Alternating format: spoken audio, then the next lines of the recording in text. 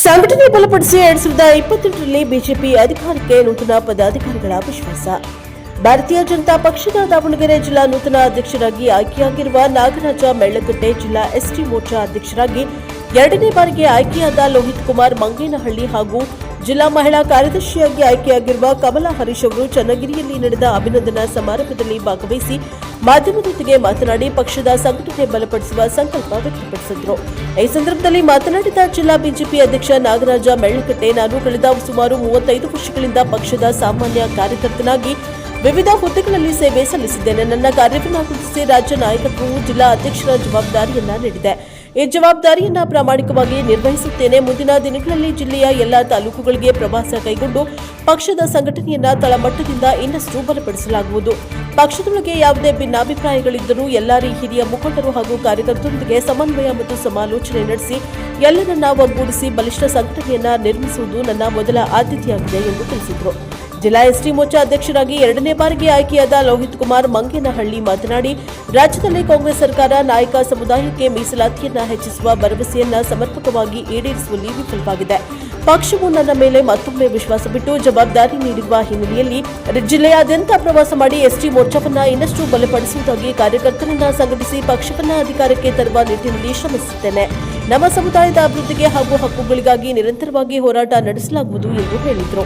ಜಿಲ್ಲಾ ಮಹಿಳಾ ಕಾರ್ಯದರ್ಶಿಯಾಗಿ ಆಯ್ಕೆಯಾದ ಕಮಲಾ ಹರೀಶ್ ಮಾತನಾಡಿ, ಮಹಿಳೆಯರಿಗೆ ಪಕ್ಷದಲ್ಲಿ ಮಹತ್ವದ ಜವಾಬ್ದಾರಿ ನೀಡಿರುವುದು ಸಂತಸದ ಸಂಗತಿ. ಜಿಲ್ಲೆಯಾದ್ಯಂತ ಪ್ರವಾಸ ಮಾಡಿ ಮಹಿಳೆಯರನ್ನ ಸಂಘಟಿಸುವುದರ ಜೊತೆಗೆ ಅವರ ಸಬಲೀಕರಣಕ್ಕೆ ಹೆಚ್ಚಿನ ಒತ್ತು ನೀಡಲಾಗುವುದು. ಸರ್ಕಾರದ ವಿವಿಧ ಯೋಜನೆಗಳ ಸೌಲಭ್ಯಗಳು ಅರ್ಹ ಮಹಿಳೆಯರಿಗೆ ತಲುಪುವಂತೆ ಕಾರ್ಯನಿರ್ವಹಿಸಲಾಗುವುದು. 2028ರ ಚುನಾವಣೆಯಲ್ಲಿ ಬಿಜೆಪಿ ಅಧಿಕಾರಕ್ಕೆ ಬರಲು ಮಹಿಳಾ ಕಾರ್ಯಕರ್ತರೊಂದಿಗೆ ಒಗ್ಗಟ್ಟಿನಿಂದ ಕೆಲಸ ಮಾಡುತ್ತೇವೆ ಎಂದು ಹೇಳಿದರು. ಅಭಿನಂದನಾ ಕಾರ್ಯಕ್ರಮದಲ್ಲಿ ಪಕ್ಷದ ವಿವಿಧ ಘಟಕಗಳ ಮುಖಂಡರು, ಪದಾಧಿಕಾರಿಗಳು ಹಾಗೂ ಕಾರ್ಯಕರ್ತರು ನೂತನ ಪದಾಧಿಕಾರಿಗಳನ್ನು ಅಭಿನಂದಿಸಿದರು. Bureau report Devaraj K Nellihankalu, NKS TV4 Davanagere. ಅಧ್ಯಕ್ಷ ಆಗಿದ್ದೀರಾ, ಯಾವ ರೀತಿಯಾಗಿ ನೀವು ಮುಂದುವರಿಬೇಕು? ಪಕ್ಷದ ಸಂಘಟನೆ ನಿಮಗೆ ಜವಾಬ್ದಾರಿ ಕೊಟ್ಟಿದೆ, ಜವಾಬ್ದಾರಿಯನ್ನು ಯಾವ ರೀತಿ ನಿಭಾಯಿಸಬೇಕು ಅಂತ ಅಂದ್ಕೊಂಡಿದ್ದೀರಿ? ಪಕ್ಷದ ರಾಜ್ಯಾಧ್ಯಕ್ಷರು ನನ್ನನ್ನು ಈ ಹಿಂದೆ 35 ವರ್ಷದಿಂದ ಭಾರತೀಯ ಜನತಾ ಪಾರ್ಟಿಯಲ್ಲಿ ವಿವಿಧ ಹುದ್ದೆಗಳಲ್ಲಿ ಸೇವೆ ಸಲ್ಲಿಸಿ 3 ಬಾರಿ APMC ಚುನಾವಣೆಗೆ ಸ್ಪರ್ಧೆ ಮಾಡಿ ಅದರಲ್ಲಿ ಯಾವ ರೀತಿ ವಿಜಯಶಾಲಿಯಾಗಿ ದಾವಣಗೆರೆ APMC ಉಪಾಧ್ಯಕ್ಷರಾಗಿ ಕೆಲಸ ಮಾಡಿದ್ದು, ಪಾರ್ಟಿಯಲ್ಲಿ ಎಲ್ಲ ಹುದ್ದೆಗಳನ್ನು ಕೊಟ್ಟಾಗ ಆ ನಿಟ್ಟಿನಲ್ಲಿ ಯಾವುದೇ ಕಿಂಚಿತ್ತು ಭಿನ್ನವಾಗದಂತೆ ಎಲ್ಲರನ್ನ ಜೊತೆಗೂಡಿಸ್ಕೊಂಡು ಕೆಲಸ ಮಾಡಿ ಆ ಒಂದು ಕೀರ್ತಿ ಇರೋದ್ರದಲ್ಲೇ ಇವತ್ತು ನನಗೆ ರಾಜ್ಯದಲ್ಲಿ ಗುರುತಿಸಿ ಜಿಲ್ಲಾಧ್ಯಕ್ಷರನ್ನಾಗಿ ಭಾರತೀಯ ಜನತಾ ಪಾರ್ಟಿಗೆ ನೇಮಕ ಮಾಡಿದೆ. ಆ ನಿಟ್ಟಿನಲ್ಲಿ ನಾನು ಇಡೀ ಜಿಲ್ಲೆಯಾದ್ಯಂತ ಈಗ ಅಧ್ಯಕ್ಷ ಆದ ನಂತರ 4 ದಿವಸದಲ್ಲಿ ಎಲ್ಲ ನಮ್ಮ ಪಕ್ಷದ ಹಿರಿಯ ಮುಖಂಡರುಗಳನ್ನ ಮೊದಲಾಗಿ ಅವ್ರನ್ನ ಭೇಟಿ ಮಾಡಿ ತಮ್ಮೆಲ್ಲ ಸಹಕಾರ ಆಶೀರ್ವಾದ ನನಗೆ ಬೇಕು. ರಾಜ್ಯದ ನಾಯಕರು ಮುಂಬರುವಂತ ಚುನಾವಣೆ ದೃಷ್ಟಿಯಿಂದ ಭಾರತೀಯ ಜನತಾ ಪಾರ್ಟಿಯನ್ನು ದಾವಣಗೆರೆ ಜಿಲ್ಲೆಯಲ್ಲಿ ಗಟ್ಟಿಗೊಳಿಸಬೇಕು ಅಂತ ಹೇಳಿ ನನ್ನ ಮೇಲೆ ಭರವಸೆ ಇಟ್ಟು ನನಗೊಂದು ನೇಮಕ ಮಾಡಿ ನನ್ನ ಜವಾಬ್ದಾರಿಯನ್ನು ನೀಡಿದ್ದಾರೆ. ಆ ನಿಟ್ಟಿನಲ್ಲಿ ನಾನು ಹಗಲಿರುಳು ಈ ಜಿಲ್ಲಾ ಮಟ್ಟದಲ್ಲಿ ಭಾರತೀಯ ಜನತಾ ಪಾರ್ಟಿ ಸದೃಢವಾಗಿ ಬೆಳೆಯಲು ನಾನು ಹಗಲಿರುಳು ಹೋರಾಡಲು ನಾನು ಸಿದ್ಧನಿದ್ದೀನಿ. ತಾವೆಲ್ಲ ಹಿರಿಯ ಮುಖಂಡರುಗಳು ನನ್ನ ಜೊತೆ ಕೈ ಜೋಡಿಸಬೇಕು. ಆ ನಿಟ್ಟಿನಲ್ಲಿ ಮೊದಲನೇದಾಗಿ ಆ ನಿಟ್ಟಿನಾಗ ಉದ್ದೇಶ ಇಟ್ಕೊಂಡು ಎಲ್ಲ ನಾಯಕರನ್ನು ಭೇಟಿ ಮಾಡಿದ್ದೇನೆ. ಈ ಸಂದರ್ಭದಲ್ಲಿ ಮುಂಬರುವ ದಿನಗಳಲ್ಲಿ ಏನೇ ಒಂದು ಸಣ್ಣ ಪುಟ್ಟ ಏನಾರ ವ್ಯತ್ಯಾಸ ಇದ್ರೆ ಅದನ್ನು ಸರಿಪಡಿಸಿಕೊಂಡು ಹೋಗಿ ಆ ನಿಟ್ಟಿನಲ್ಲಿ ಈ ಜಿಲ್ಲೆಯಲ್ಲಿ ಸದೃಢವಾಗಿ ಭಾರತೀಯ ಜನತಾ ಪಕ್ಷ ಸದೃಢವಾಗಿ ನೆಲೆ ಮತ್ತೆ ಬೇರೂರುವಂತೆ ಮಾಡುವ ನಿಟ್ಟಿನಲ್ಲಿ ನಾನು ಕೆಲಸ ಮಾಡ್ತೇನೆ ಅಂತ ಈ ಮಾಧ್ಯಮ ಮುಖಾಂತರ ನಾನು ತಿಳಿಸಲು ಇಷ್ಟಪಡ್ತಾ ಇದ್ದೇನೆ. ಜಿಲ್ಲೆಯಲ್ಲಿ ಪಕ್ಷದಲ್ಲಿ ಕೆಲವೊಂದು ನಡೀತಾ ಇದೆ, ರಾಜ್ಯದಾದ್ಯಂತ ಕೂಡ ಇದೆ, ಅದು ವಿಶೇಷವಾಗಿ ಕೂಡ ನಿಭಾಯಿಸಿ ಜವಾಬ್ದಾರಿ ಮೇಲಿದೆ. ಇವಾಗ ಅದರ ಜೊತೆಗೆ ನೆಕ್ಸ್ಟ್ ಸ್ಥಳೀಯ ಸರ್ಕಾರಗಳ ಚುನಾವಣೆ ಬರುತ್ತೆ, ವಿಧಾನಸಭೆ ಚುನಾವಣೆಗಳು ಕೂಡ ಯಾವ ರೀತಿ ಸಜ್ಜಾಗ್ತದೆ ಅನ್ನೋದನ್ನ ಈಗ ಆ ವಿಶ್ವಾಸ ಇಟ್ಟು ನಾನು ರಾಜ್ಯಾಧ್ಯಕ್ಷರು ನೇಮಕ ಮಾಡಿದ್ದಾರೆ. ಯಾಕಂದ್ರೆ ಅನೇಕ ಚುನಾವಣೆಗಳನ್ನು ನಾನು ಎದುರಿಸಿದ್ದೇನೆ. ಆ ನಿಟ್ಟಿನಾಗ ಎಲ್ಲರನ್ನೂ ಕೂಡ್ಕೊಂಡೆ ನಾವು ಚುನಾವಣೆ ಮಾಡಿರೋದ್ರದಲ್ಲೇ ನಾವು ನಮ್ಮ ಭಾಗದಲ್ಲಿ ಬರ್ತಕ್ಕಂಥ ಚುನಾವಣೆಯನ್ನೆಲ್ಲ ಎದುರಿಸಿ ಗಟ್ಟಿಯಾಗಿ ಪಕ್ಷದ ಜೊತೆ ನಿಂತ್ಕೊಂಡು ಪಕ್ಷದ ಮಟ್ಟ ಹೆಚ್ಚಿನ ವೃದ್ಧಿ ಆಗ್ಲಿಕ್ಕೆ ನಾನು ಶ್ರಮ ವಹಿಸಿರೋದ್ರಿಂದ, ನಾನು ಪಕ್ಷದ ನಿಷ್ಠೆ ಇರೋದ್ರದ್ದಲ್ಲೇ ನನ್ನನ್ನು ಜಿಲ್ಲಾಧ್ಯಕ್ಷನಾಗಿ ನೇಮಕ ಮಾಡಿದ್ದಾರೆ. ಆ ನಿಟ್ಟಿನಾಗೆ ಏನೋ ಒಂದು ಸ್ವಲ್ಪ ಅಡೆತಡೆ ಇದ್ರು ಎಲ್ಲವನ್ನು ನಿವಾರಣೆ ಮಾಡುವ ಸಲುವಾಗಿ ನಾನು ಹಗಲಿರುಳು ಏನು ಹೇಳಿದಲ್ಲ ಆ ಥರ ಎಲ್ಲರನ್ನು ಭೇಟಿ ಮಾಡಿ ಎಲ್ಲ ಭಾರತೀಯ ಜನತಾ ಪಾರ್ಟಿ ಹಿಂದೆ ನಮ್ಮ ರಾಜ್ಯ ಸರ್ಕಾರ ಇದ್ದಂಥ ಸಂದರ್ಭದಲ್ಲಿ ಯಡಿಯೂರಪ್ಪನವರು ಇರ್ಬೋದು, ಬೊಮ್ಮಾಯಿ ಸಾಹೇಬರು ಇರ್ಬೋದು, ಸದಾನಂದ ಗೌಡರು ಇರ್ಬೋದು, ಹಾಗೂ ಇವತ್ತಿನ ನಮ್ಮ ದೇಶದ ನೆಚ್ಚಿನ ಪ್ರಧಾನಮಂತ್ರಿ ಅವರು 3 ಬಾರಿ ಗುಜರಾತ್ ರಾಜ್ಯದ ಮುಖ್ಯಮಂತ್ರಿಯಾಗಿ ಈ ದೇಶದ 3ನೇ ಬಾರಿಗೆ ಪ್ರಧಾನಮಂತ್ರಿಯಾಗಿ ಕೆಲಸ ಮಾಡ್ತಾ ಅನೇಕ ಸೇವೆಯನ್ನು ಜನಪರವಾಗಿ ಮಾಡ್ತಾ ಇದ್ದಾರೆ. ಆ ನಿಟ್ಟಿನಲ್ಲಿ ಅದನ್ನೆಲ್ಲರನ್ನು ಪೂರ್ತಿ ಇಡೀ ಜಿಲ್ಲೆಯಾದ್ಯಂತ ಮನೆ ಮನೆಗೆ ತಲುಪಿಸಿ ಆ ನಿಟ್ಟಿನಲ್ಲಿ ಎಲ್ಲರೂ ಭಾರತೀಯ ಜನತಾ ಪಾರ್ಟಿ ಕಡೆಗೆ ಇಡೀ ಪ್ರಪಂಚ ನೋಡ್ತಾ ಐತಿ.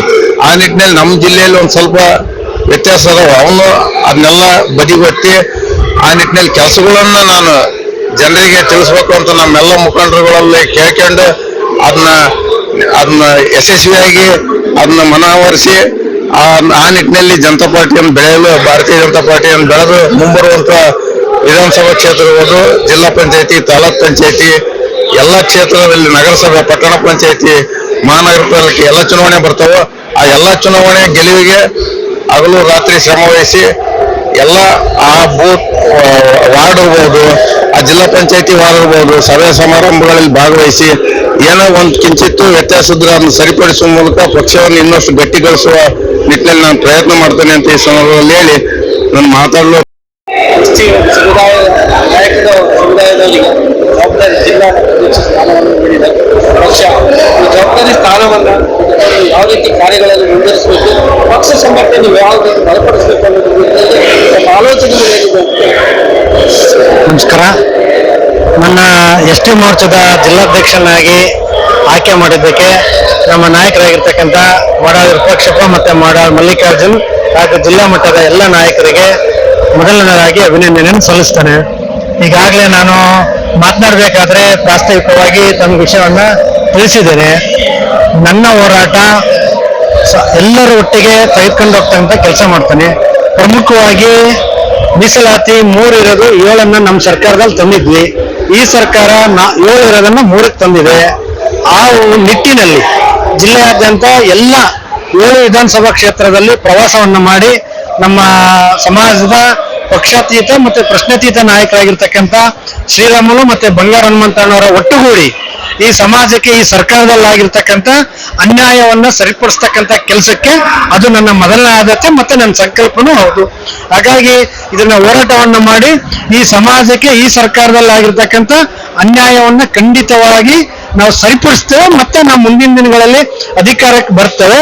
ಈ ತಾಲೂಕಲ್ಲಿ ಅಧಿಕಾರಕ್ಕೆ ಬರ್ತೇವೆ, ಜಿಲ್ಲೆಯಲ್ಲಿ ಬರ್ತೇವೆ, ರಾಜ್ಯದಲ್ಲಿ ನಮ್ಮದೇ ಸರ್ಕಾರ ಅಧಿಕಾರಕ್ಕೆ ಬಂದಂತ ಸಂದರ್ಭದಲ್ಲಿ ಈ ಸಮಾಜಕ್ಕೆ ಆಗಿರ್ತಕ್ಕಂಥ ಅನ್ಯಾಯವನ್ನು ಸರಿಪಡಿಸಿ 3ರಿಂದ 7ಕ್ಕೆ ಮೀಸಲಾತಿಯನ್ನು ತರ್ತವೆ.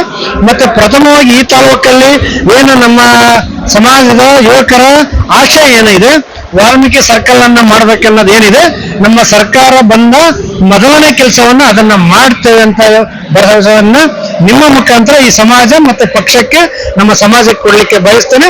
ಮತ್ತೆ ಈಗಾಗಲೇ ಸದೃಢವಾಗಿದೆ. ಮತ್ತೆ ನಾನು ಈಗಾಗಲೇ ಹೇಳಿದ್ದೀನಿ, ಕಾಂಗ್ರೆಸ್ನಲ್ಲಿ ನಾಯಕರು ಮಾತ್ರ ಇದ್ದಾರೆ. ಜಿಲ್ಲೆಯಾದ್ಯಂತ ಎಲ್ಲ ಮತದಾರರು ಭಾರತೀಯ ಜನತಾ ಪಾರ್ಟಿ ಪರವಾಗಿದ್ದಾರೆ. ಅದರ ಪರವಾಗಿ ನಿಲ್ತಕ್ಕಂಥಕ್ಕೆ ನನ್ನ ಸಂಕಲ್ಪ, ನನ್ನ ಹೋರಾಟ ಮತ್ತು ನನ್ನ ಪ್ರತಿಜ್ಞೆ. Thank you.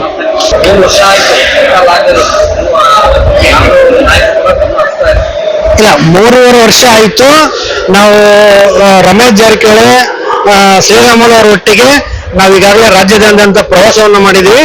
ಜಿಲ್ಲೆಯಲ್ಲಿ ಪ್ರತಿಭಟನೆ ಆಗಿದೆ, ತಾಲೂಕಲ್ಲೂ ಆಗಿದೆ, ಸಾಕಷ್ಟು ಆಗಿದೆ. ಅವ್ರಿಗೆ ಕಾಲಾವಕಾಶ ಕೊಡಬೇಕಾಗಿತ್ತು, ಕೊಟ್ಟಾಗಿದೆ. ಮತ್ತೆ ಕಾಂಗ್ರೆಸ್ನ ನಮ್ಮ ನಾಯಕರಾಗಿರ್ತಕ್ಕಂಥ ಸತೀಶ್ ಜಾರಕಿಹೊಳಿ ಅವರು ಮುಖ್ಯಮಂತ್ರಿ ಆಗ್ತಾರೆ, ಕೆಪಿಸಿಸಿ ಅಧ್ಯಕ್ಷ ಆಗ್ತಾರೆ ಅನ್ನೋ ಕಾರಣವನ್ನ ನೋಡಿ ಕಾದಿದ್ವಿ. ಅಲ್ಲೂ ಸಹಿತ ಕಾಂಗ್ರೆಸ್ ಅಲ್ಲಿ ಮೋಸ ಆಗಿದೆ. ಅದನ್ನು ಸಹ ಜನರಿಗೆ ತಿಳಿಸಿ ಸಮಾಜಕ್ಕೆ ಮನವರಿಕೆ ಮಾಡಿ ಪಕ್ಷವನ್ನ ಕಟ್ಟಿ ಇಡೀ ಸಮಾಜವನ್ನ ಒಂದ್ ಕಡೆಗೆ ತರ್ತಕ್ಕಂಥ ಕೆಲಸವನ್ನ ಖಂಡಿತವಾಗಿ ಮಾಡ್ತೇವೆ. ಏನು ನೂತನವಾಗಿ ಜಿಲ್ಲಾ ಪ್ರಧಾನ ಕಾರ್ಯದರ್ಶಿಯಾಗಿ ಜವಾಬ್ದಾರಿಯನ್ನು ಯೋಜನೆ ಬಿಟ್ಟಿದೆ, ಯಾವ ರೀತಿ ಕೆಲಸ ಮಾಡಬೇಕು ಅಭಿಲಾಷೆ ನಮ್ಮನ್ನು ಗುರುತಿಸಿ ಪಾರ್ಟಿ ಆಗಲಿ ಹಾಗೂ ನಮ್ಮ ಮಾಡಾಳು ವಿರೂಪಾಕ್ಷಪ್ಪಾಜಿ ಆಗಲಿ ಮಲ್ಲಿಕಾರ್ಜುನ ಅವರಾಗಲಿ ನಮಗೆ ಗುರುತಿಸಿ ನಮಗೆ ಜಿಲ್ಲಾ ಕಾರ್ಯದರ್ಶಿ ಪೇರೆಂಟ್ ಬಾಡಿಯಲ್ಲಿ ಜಿಲ್ಲಾ ಕಾರ್ಯದರ್ಶಿ ಸ್ಥಾನ ಕೊಟ್ಟಿದ್ದಾರೆ.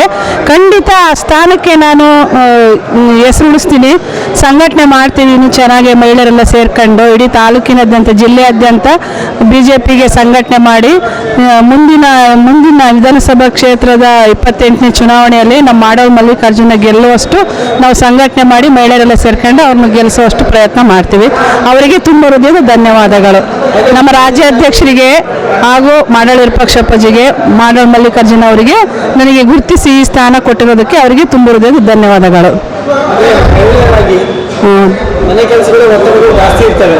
ರಾಜಕೀಯದಲ್ಲಿ ಬೆಳೆಯಬೇಕು ಅನ್ನೋದು ಆಸಕ್ತಿ, ಪ್ರಧಾನಿಯವರಿಗೂ ಕೂಡ ಆಸಕ್ತಿ ಇದೆ.